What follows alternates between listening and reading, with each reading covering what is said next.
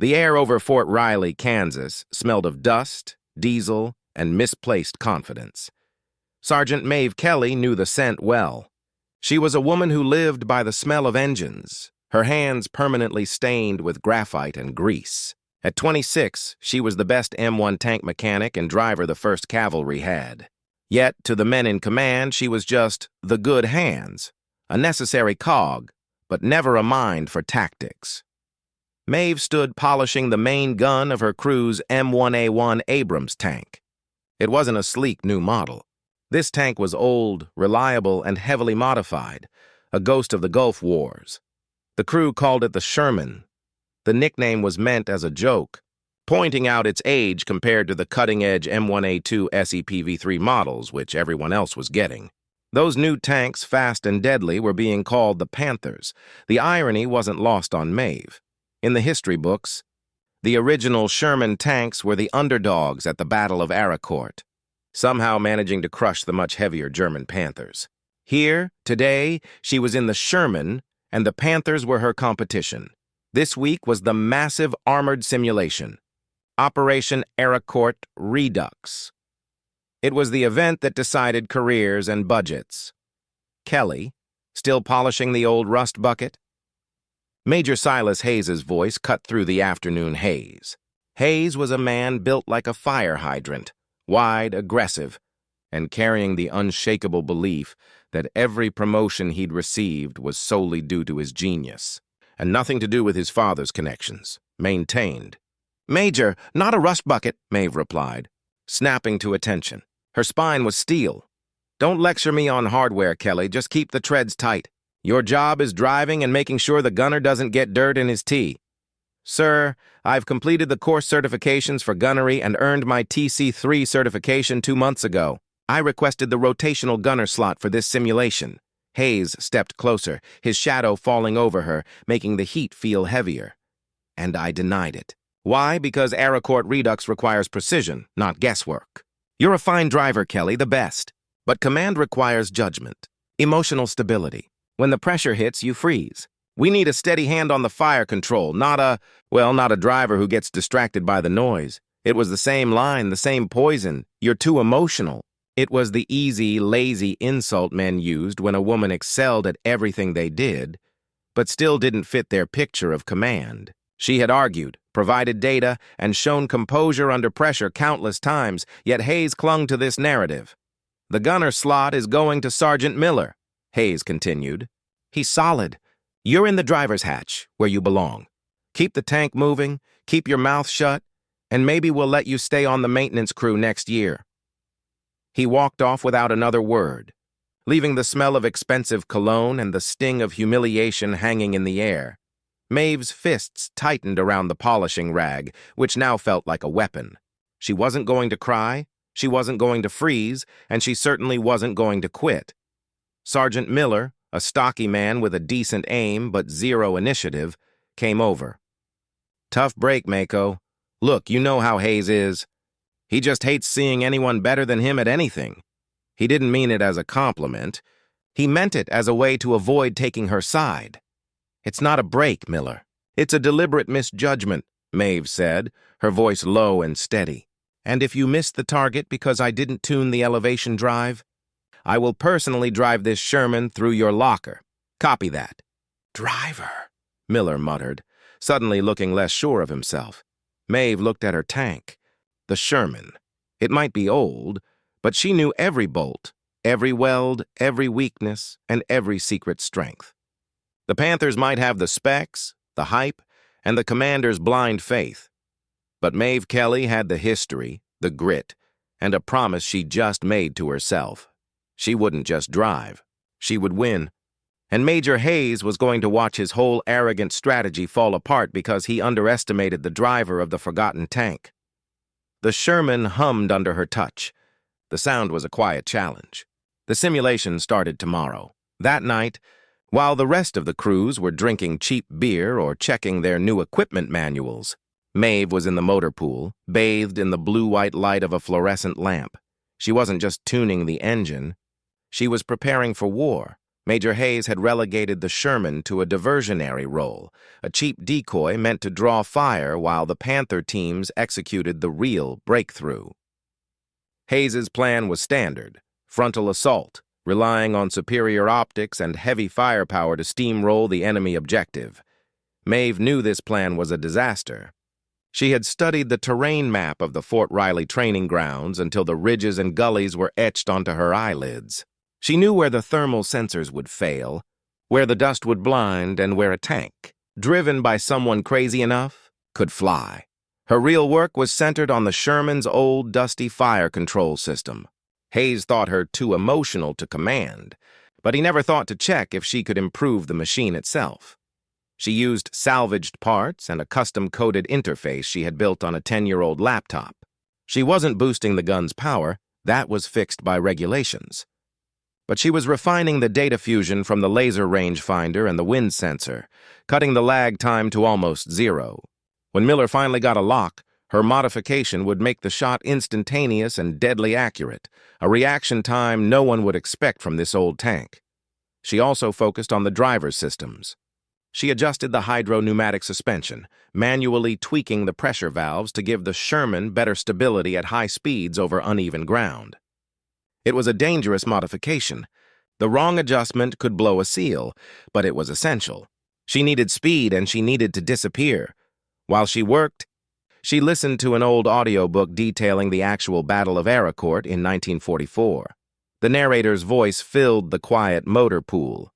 The American tankers, often scorned for their lighter Sherman tanks, realized their greatest asset was not armor, but speed and maneuverability.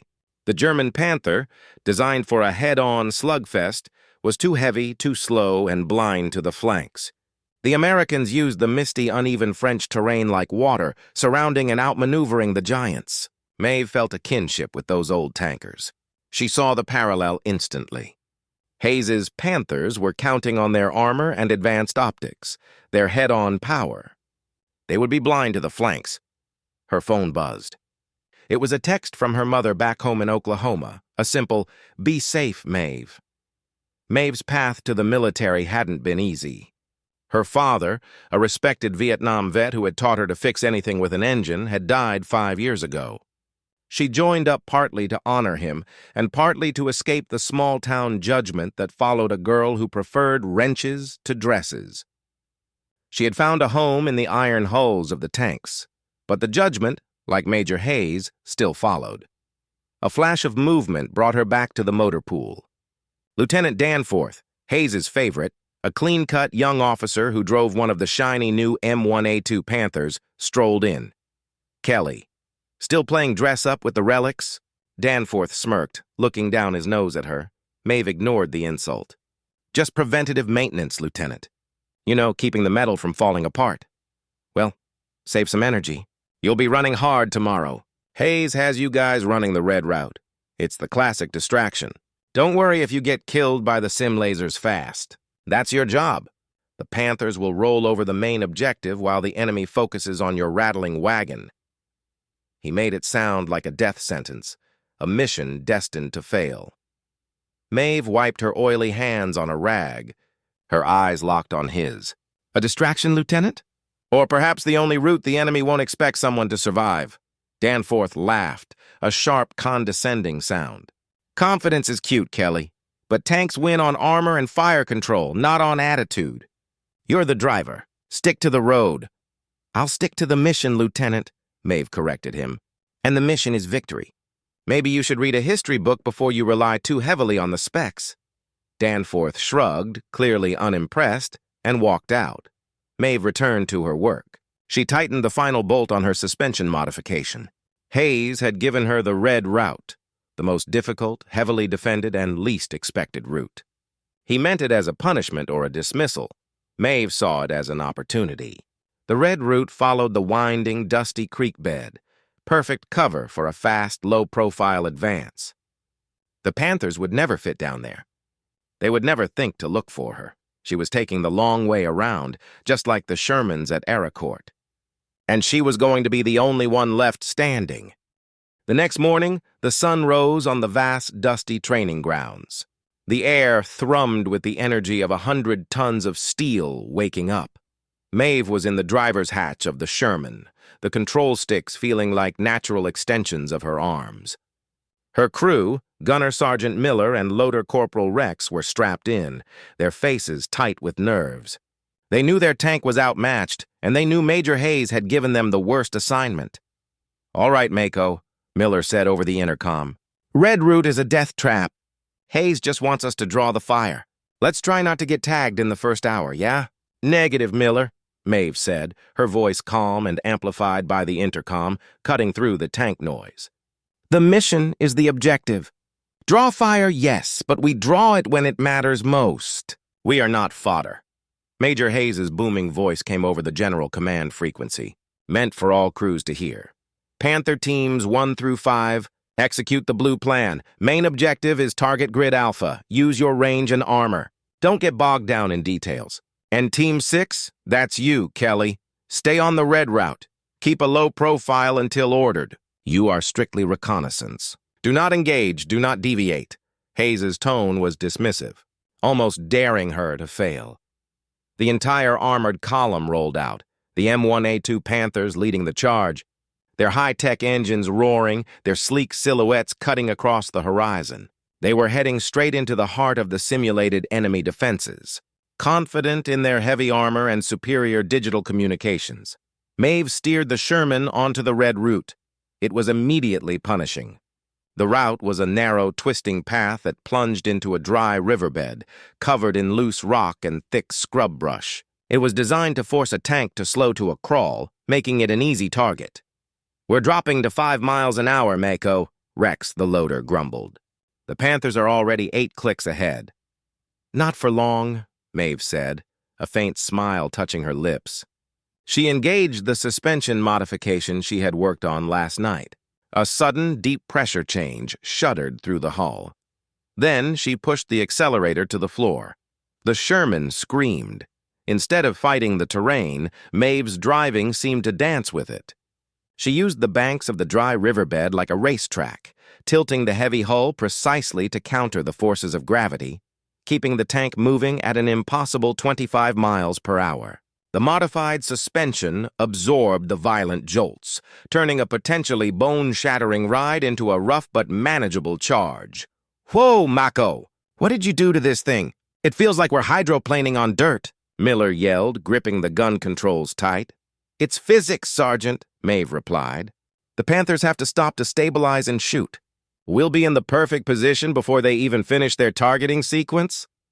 For the next hour, they were a blur of dust and sound. Maeve drove them through narrow rock formations where a millimeter of error meant a blown tread. She used a high ridge to mask their acoustic signature, and then dropped them suddenly into a deep, twisting gully where the enemy's thermal sensors, programmed to look for large, slow targets on the open plain, would never find them. Meanwhile, the main command channel crackled with frustration. The Panthers had hit the main simulated defensive line. Panther 1 to command. Heavy fire. Bogged down at grid alpha. Enemy AI is suppressing the advance. Requesting air support. Panther 3 to command. Laser tag just marked us. Systems check failed. "We're out, command." "Their position was masked, Major." Major Hayes' voice, once booming with confidence, now sounded strained. He had relied on sheer power, and the enemy simulation had swallowed it whole. "Team 6, Kelly! Report your position!" Hayes barked. Maeve glanced at her GPS. She was miles from the main fight. On the exact flank Hayes had dismissed. "Command. This is Sherman 6. We are currently at grid Delta 7. Hidden. We are positioned to bypass the main defenses." There was a long silence on the line. Then Hayes' voice came back, laced with annoyance. "Delta 7? You're nowhere near the fight. Hold that position, Kelly. Do not move. You are now the reserve. Do not engage anything, do you understand? Wait for my orders to reinforce the main advance once we break through." Hayes still saw her as a backup, a static placeholder. He was holding her back, forcing her to wait for an order that would likely come too late. He was going to send her team in after the heavy lifting was done, or worse, send them in as a last-ditch sacrifice. Maeve looked out at the terrain. The main fighting was far away in the valleys. But just 2 miles to her right was a high mesa, the perfect, unexpected angle to hit the enemy command post.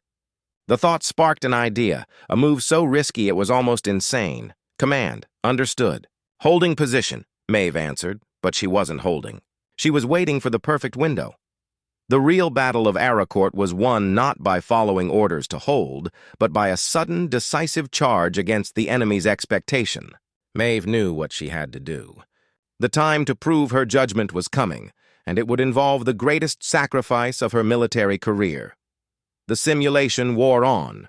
Hours passed, measured in the heat inside the metal hull and the rising tension over the command channel. Major Hayes's blue plan had utterly failed. 3 Panther teams were killed, and the remaining 2 were stuck in a hopeless stalemate, pinned down by the simulated defenses. The entire Arracourt Redux exercise was turning into a humiliating defeat for the new, expensive M1A2 tanks. Hayes was desperate. His voice crackled with rising panic. "Sherman 6, Kelly! This is command. Execute Phase 3. You are to move immediately to Grid Bravo 2. Hold the line there. That is the only escape route for the surviving Panthers. Act as a sacrificial screen to let them pull back. I repeat, hold and die on Bravo 2. It was the ultimate humiliation. She was to drive her tank to a predetermined point and be vaporized by the enemy simulation lasers, all to save the Major's superior tanks. It was a complete dismissal of her potential and a gross misuse of her position. Maeve looked at the tactical map glowing softly in the cramped driver's compartment. Bravo 2 was a flat open area, a shooting gallery. It was exactly where the old Shermans would have been slaughtered by the original Panthers 70 years ago. She looked to her right. The high mesa, Grid Charlie 9. That was the enemy's flank, the blind spot, the tactical key to the entire map. Command, request clarification on engagement posture for Bravo 2. Will we have supporting fire? Maeve asked, buying time. Negative. Just hold the line, Kelly. That's a direct order. Follow the route on your HUD now. Hayes screamed, his controls slipping. Maeve took a deep breath. She had been insulted, mocked, and had her competence questioned for years. Now, she was being ordered to sacrifice herself for a failed strategy dictated by a man who saw her as nothing more than an expendable steering wheel. Miller, "Rex, strap in tight," Maeve said, her voice dropping to an almost inaudible whisper off the main frequency. "We're not going to Bravo 2. We're going to Charlie 9. Mako, that's a direct violation of a Major's order," Miller said, fear clear in his voice. "We could be court-martialed for this. We'll be dead by laser tag at Bravo 2, Sergeant. And we'll have proved Hayes right, that we're just a driver and a gunner who can only follow the script," Maeve countered. "I studied Arracourt history. You don't beat a superior force by fighting on their terms. You win by doing the impossible." She pointed the Sherman not toward the defensive line, but toward the steep, scrub-covered slope of the mesa. "Rex, load high explosive anti-tank rounds. Miller, switch your fire control to my modified system. It's twitchy, but it's fast. This tank is a Sherman. We're going to use the terrain like water and hit them where they're blind. Are you with me?" There was a moment of silence. Then Rex slammed the round home. "Load is ready, Mako." Miller hesitated for a second, then his voice hardened. "I trust your driving, Mako. Let's make history repeat itself." Maeve pushed the engine, ignoring the grinding protest of the transmission as she began the vertical climb. The Sherman clawed its way up the side of the mesa. It was agonizingly slow and dangerously exposed. If the enemy simulation looked up, they were finished. Hayes's voice returned, shrill with rage. "Sherman 6, where are you? You are off route. I repeat, off route. You are violating a direct order, Kelly. Return to Bravo 2 immediately." Maeve opened the command channel, her voice tight but calm, betraying no fear. "Command, this is Sherman 6. Requesting permission to execute flanking maneuver, code Panther Fall. The Redux objective is unattainable via blue plan. We have a clear firing solution on the enemy command post from Charlie 9. "Negative, Kelly. You are finished! You are disobeying a—" Maeve switched the radio off. The silence was deafening. The only sound, the furious roar of the engine as the Sherman finally crested the mesa. They were high above the main battlefield. looking down on the enemy's tactical command post. It was a perfect, clear shot, hidden from every other unit on the map. Maeve had chosen sacrifice, the sacrifice of her career, for the chance at true victory and redemption. The moment the Sherman cleared the mesa ridge, the whole world below snapped into focus. The enemy's simulated command post, a large, defenseless communications array, was directly in front of them, roughly a mile away. It was a target of opportunity Hayes hadn't even considered because his plan centered only on the frontal push. But they were also exposed. The enemy AI, suddenly registering an unexpected thermal signature from above, started to react. The red lights of the simulation turrets began tracking their position.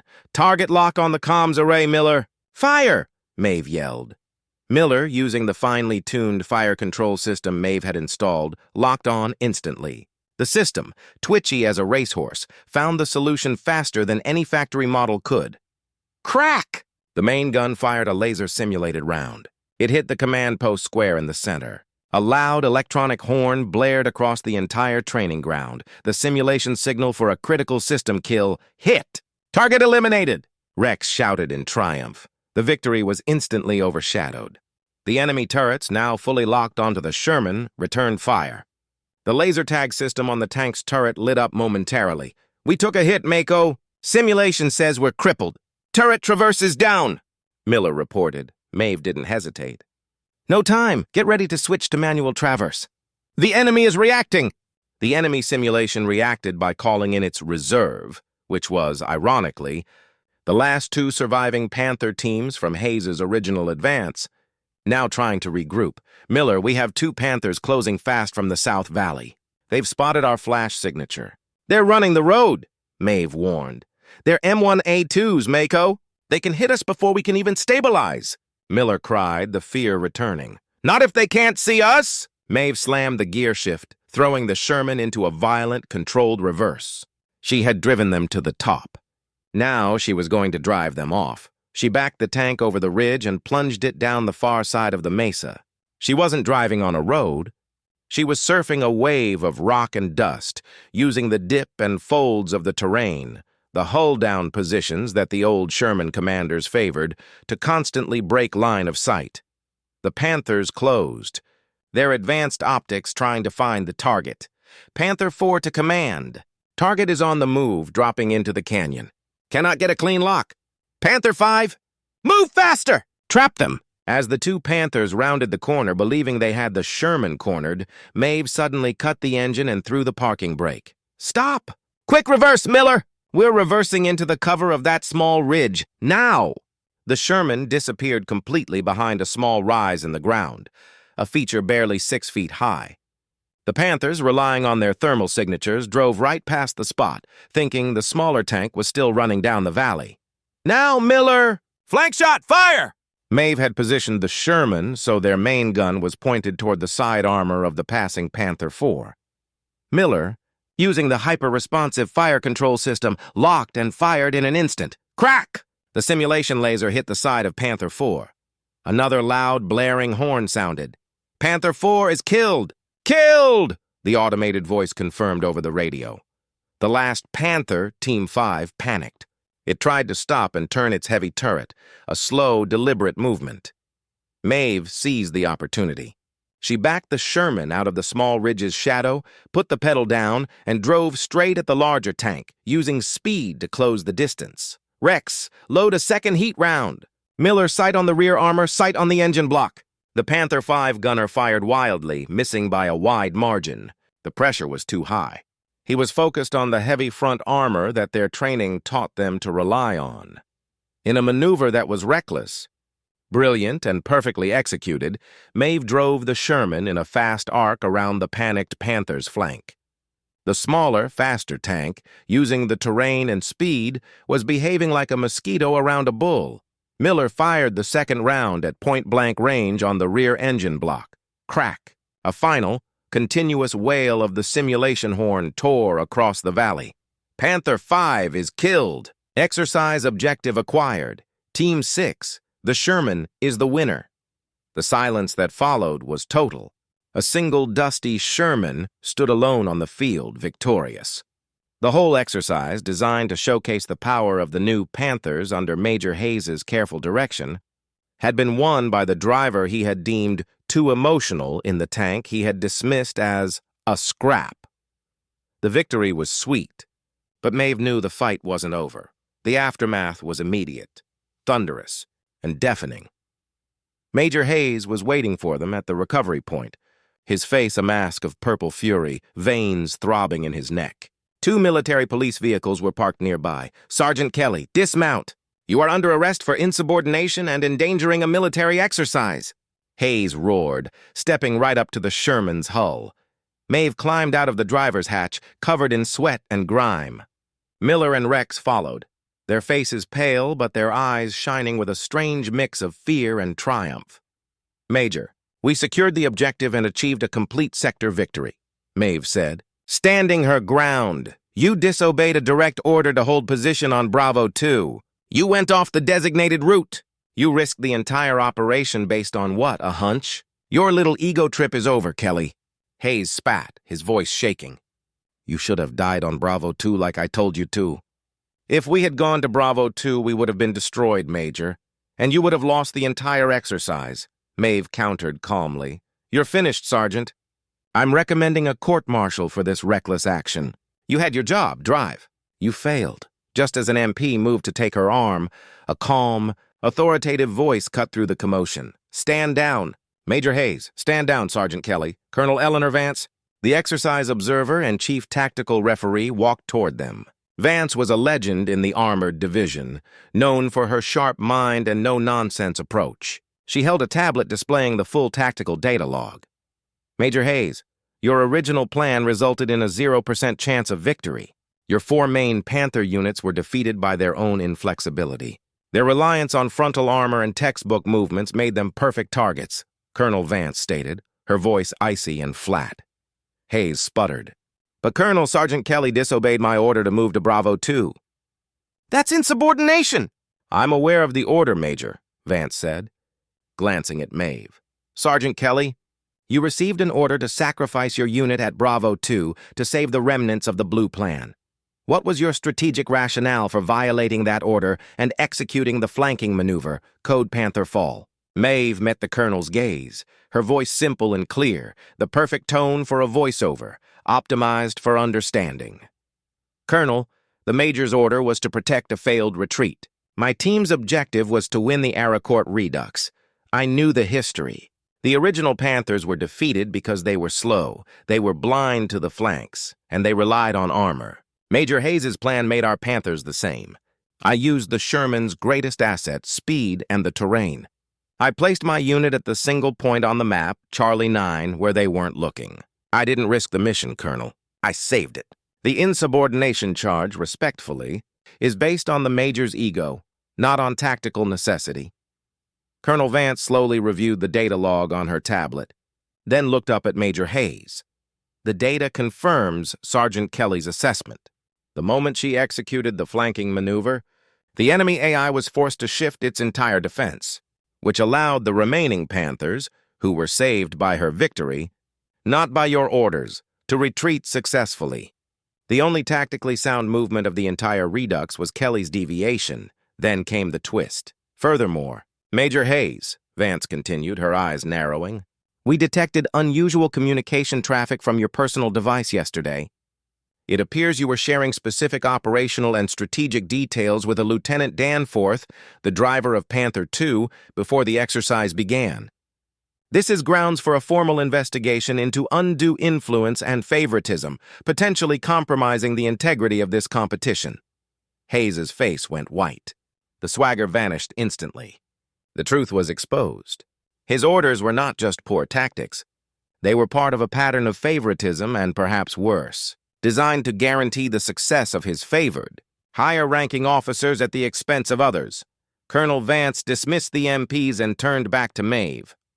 "Sergeant Kelly, you are cleared of all charges. Your decision to prioritize the objective over a flawed, inflexible order demonstrates the exact kind of judgment we require in command. Your actions single-handedly secured this victory." Vance didn't stop there. She smiled, a small, genuine smile. I am recommending you immediately for promotion to Staff Sergeant and a transfer to the Commander track. And, Sergeant, she added, looking at the dirty, scarred Sherman tank. Maybe it's time we start equipping our newest tanks with the modifications you developed last night. Maeve felt the weight of years of insults lift from her shoulders. She hadn't just proven them wrong. She had exposed the truth and earned respect on her own terms. Miller clapped her hard on the back, a look of pure, unadulterated respect on his face. Staff Sergeant Kelly, that's got a great ring to it, Mako. Maeve looked over at Major Hayes, who was being quietly escorted away by a grim-faced aide. His arrogance,